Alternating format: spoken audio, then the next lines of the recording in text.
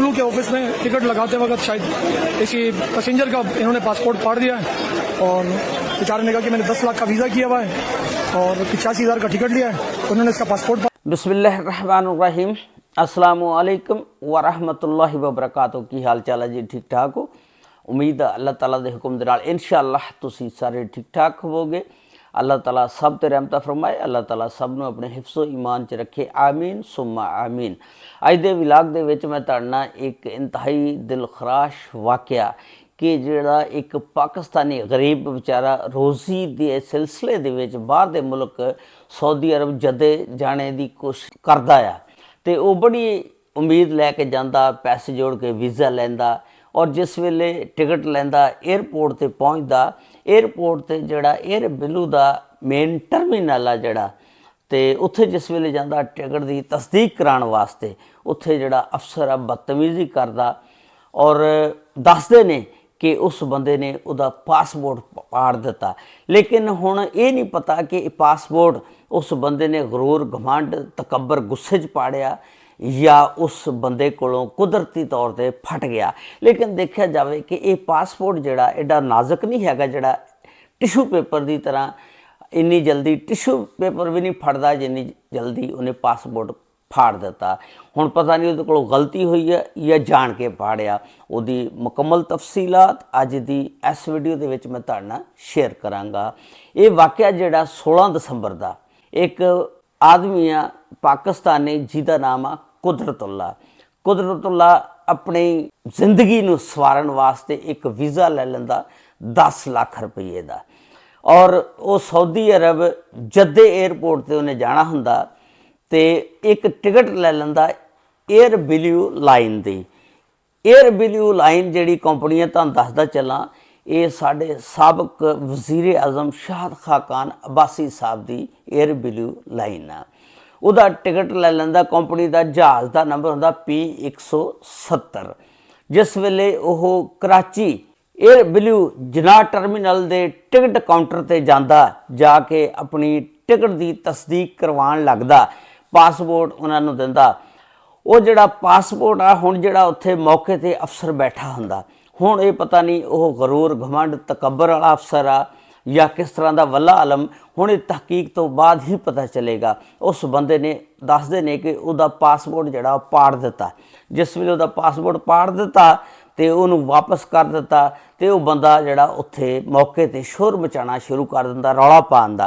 ते जिस वेले रौला पै गया तो ज़ाहरा फिर आवाम इकट्ठी हो जाती है। आवाम जी फिर उसकी वीडियो बनाती है और उसकी वीडियो बनाती है जिस वेले फिर वो सोशल मीडिया के उत्ते चढ़ जाती है और वो वीडियो जी सोशल मीडिया के उत्ते बड़ी वायरल हो गई, गर्दिश कर रही है।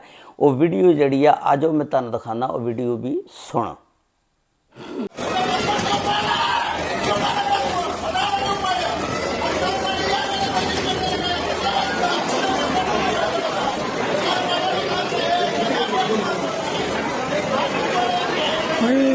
ये एयर ब्लू के ऑफिस में टिकट लगाते वक्त शायद किसी पैसेंजर का इन्होंने पासपोर्ट फाड़ दिया है और बेचारे ने कहा कि मैंने 10 लाख का वीज़ा किया हुआ है और 85,000 का टिकट लिया है, उन्होंने इसका पासपोर्ट।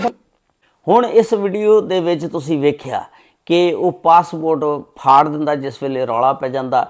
फिर जिहड़े एयरपोर्ट का सिक्योरिटी अमला वो भी आ जांदा, आके फिर इन्हां दे विच सुलह सफाई करांदा, दसदे ने कि छड्ड छड्डाइया करांदा। तो फिर वो पता लगता कि इस एयर बिलू लाइन के जिहड़े अमले ने फिर उस टिकट के पैसे सी जिहड़े उन्होंने वापस कर दिते गए। तो ये कसूर जिहड़ा उस समझो कि अफसर का जिन्हें पता नहीं हुण जान के या उहदे कोलों कुदरती तौर पर वो पासपोर्ट जिहड़ा सी फट गया। हुण ये तहकीकात तो बाद ही पता चलेगा। देखो ना हुण उस बंदे ने यह काम किया, इहदे विच आके हुण एयर बिलू पूरी कंपनी की बेइज्जती हुई आ। इहदे विच ना शाहद खाकान अब्बासी साहब का कसूर आ, ना एयर बिलू लाइन का कसूर आ कंपनी का, लेकिन कसूर किहदा एक बंदे का। उस बंदे उत्ते तहकीकात करनी चाहिए कि उहदे कोलों कुदरती तौर पर फट गया ਜਾਂ ਉਹਨੇ ਜਾਣਬੁੱਝ ਕੇ ਫਾੜਿਆ। ਅੱਗੇ ਪਾਕਿਸਤਾਨੀ ਵਿਚਾਰੇ ਇੰਨੇ ਤੰਗ ਨੇ, 에ਅਰਪੋਰਟ ਤੋਂ ਆਫਲੋਡ ਹੋ ਰਹੇ ਨੇ, ਲੋਕ ਵੀਜ਼ੇ ਲਵਾ ਰਹੇ ਨੇ, ਪੈਸੇ ਇੰਨੇ ਭਰ ਕੇ ਅੱਗੇ ਜਾਂਦੇ ਨੇ, ਕਦੇ FIA ਵਾਲੇ ਪੈ ਜਾਂਦੇ ਨੇ, ਕਦੇ ਇਮੀਗ੍ਰੇਸ਼ਨ ਵਾਲੇ ਪੈ ਜਾਂਦੇ ਨੇ, ਉਹਨਾਂ ਨੂੰ ਆਫਲੋਡ ਕਰ ਦਿੰਦੇ ਨੇ। ਔਰ ਬਹੁਤ 에ਅਰਪੋਰਟ ਤੇ ਲੋਕਾਂ ਦੇ ਨਾਲ ਜ਼ੁਲਮੋ ਸਿਤਮ ਹੋ ਰਿਹਾ ਹੁੰਦਾ। ਹਰ ਪਾਕਿਸਤਾਨੀ ਜਿਹੜਾ ਆਪਣੀ ਜ਼ਿੰਦਗੀ ਨੂੰ ਬਣਾਉਣ ਵਾਸਤੇ ਕੋਸ਼ਿਸ਼ ਕਰਦਾ, ਉਹਦੀ ਕੋਸ਼ਿਸ਼ ਹੁੰਦੀ ਹੈ ਕਿ ਚਲੋ ਮੈਂ ਬਾਹਰ ਦੇ ਮੁਲਕ ਚੱਲ ਜਾ ਕੇ ਕੋ ਮੇਰੇ ਹਾਲਾਤ ਸਿੱਧੇ ਹੋ ਜਾਣ, ਬੀਵੀ ਬੱਚੇ ਜਿਹੜੇ ਆ ਸੁੱਖ ਨਾਲ ਜ਼ਿੰਦਗੀ ਗੁਜ਼ਾਰਨ।